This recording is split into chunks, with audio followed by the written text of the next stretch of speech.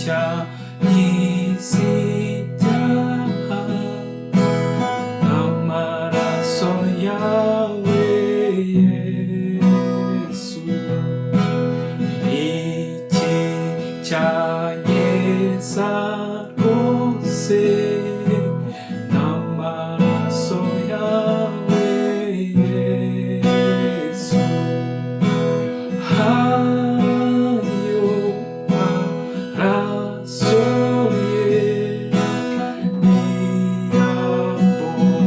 niyaboneza rwose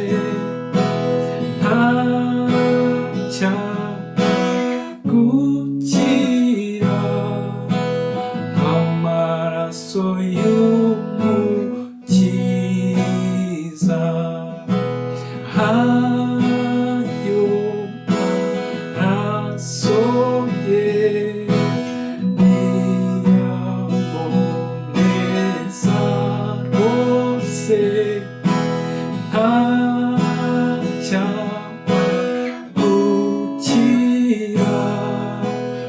amaraso y'umukiza amaraso ya Yesu yogeje atyo abandura imitima yabo imukererwa ahubwo mutebuke mweze imitima yanyu neza bogejwe na Yesu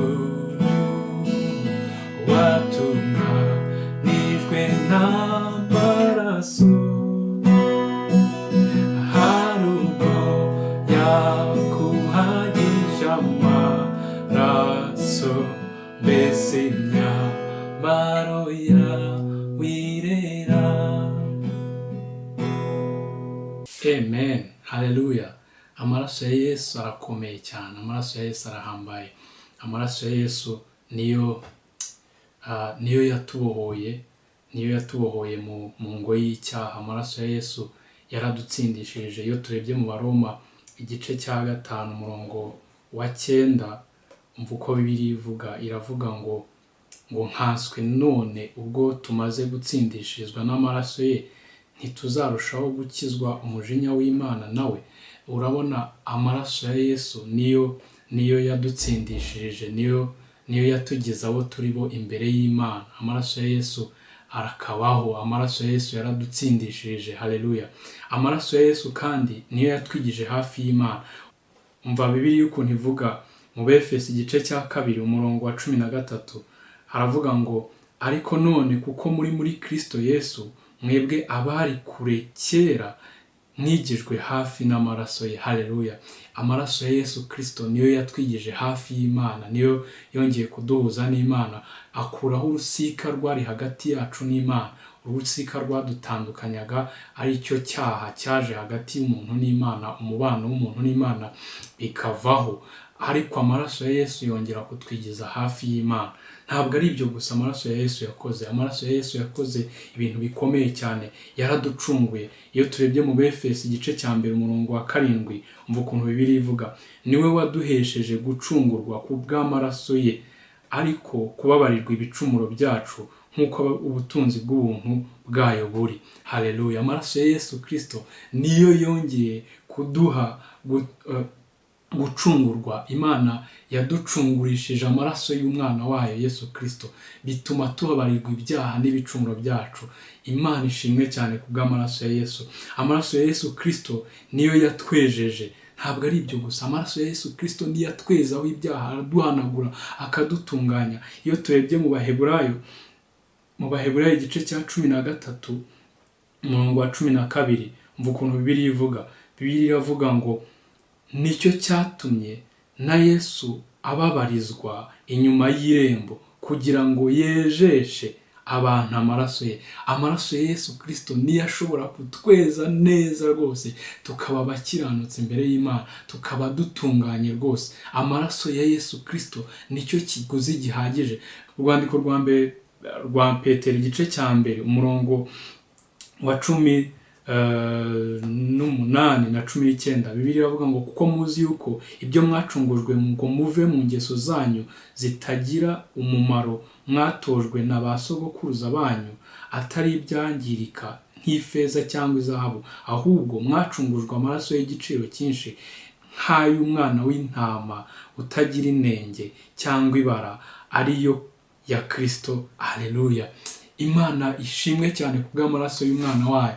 Amaraso y'umwana wayo niyo yatuguze, niyo yatugize abantu bazima, niyo haleluya sinzi yishyuye. Bibiliya tubwira mu Bakorinto ngo mu rwandiko rwa mbere rw'Abakorinto igice cya 6 umurongo wa 20 ngo twaguzwe amaraso, twaguzwe igiciro cyinshi. Aya maraso niyo yatuguje, aya maraso niyo yishyuye umwenda wacu nk'uko tubibona.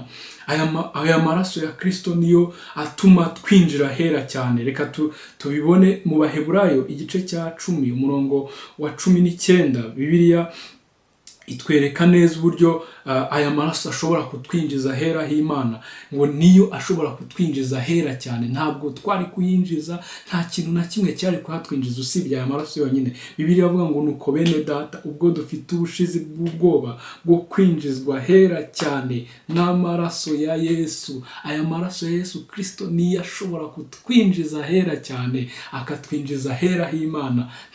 Nta kindi kintu cyatwinjiza. Ntabwo twahinjizwa n'ibyo twakoze, ntabwo twahinjizwa n'ikintu icyo ari cyo cyose. Amaraso ya Yesu yonyine niyo ashobora kutwinjizayo. Amaraso ya Yesu niyo ashobora gutuma twivuga hejuru y'urupfu. Amaraso ya Yesu Kristo niyo ashobora gutuma tuvuga ngo turi hejuru y'urupfu. Bibiliya iratubwira mu Byahishuwe igice cya 12 umurongo wa 11. Mwumve Bibiliya ukuntu ivuga. Bibiliya iravuga ngo nabo bamuneshesheje amaraso y'umwana w'intama n'ijambo ryo guhamya kwabo, ntibakunda amagara yabo, ntibanga no gupfa. Aya maraso niyo ashobora gutuma tugenda hejuru y'urupfu, niyo ashobora gutuma tuvuga ngo urupfu nta jambo rudufiteho, kuko urupfu rwamizwe bunguri n'umwami wacu. Aya maraso yonyine ya Kristo niyo ashobora gutuma tuba hejuru y'urupfu. Ese navuga iki, nareka iki? Ko amaraso ya Yesu Kristo agize umumaro ukomeye cyane mu buzima bwacu. Aya niyo mahoro yacu, niyo atuma tunezerwa, niyo aduha kubohorwa, niyo aduha umudendezo, niyo aduha kuririmba indirimbo z'amashimwe. Uyu mwanya nagira ngo dutekereze kuri aya maraso ya Yesu Kristo. Niyo yonyine ashobora kuduha ibyo tudafite muri Kristo Yesu. Niyo ashobora kutwinjiza mu murage wacu, akaduha kuba mu bwami bwa Data, tukabaho tudafite umugayo, tudafite ikizinga, tudafite n'umunkanyari nk'uko Bibiliya ibivuga. Rero uyu mwanya nagira ngo nkubwire ngo niba utarozwa n'ayo maraso ya Yesu Kristo, niba utarozwa n'amaraso ya Yesu Kristo, vuga ngo ndashaka ko aya maraso anyoza, wemerere Yesu abe mu buzima bwawe. Hanyuma aya maraso ye arakoza rwose, aguhindure mushya, akugire uwo ukwiye kuba we imbere y'Imana Data wa twese. Nta kindi cyantunganya amaraso yawe Yesu, nta kindi kirumfite amaraso yawe Yesu. Ayo maraso ye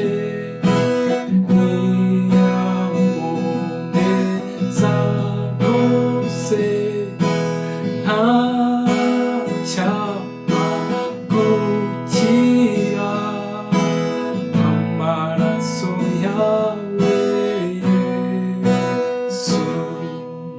Nta cyatsemba w'ibyaha amaraso yawe Yesu. Nta byanjye byamboneza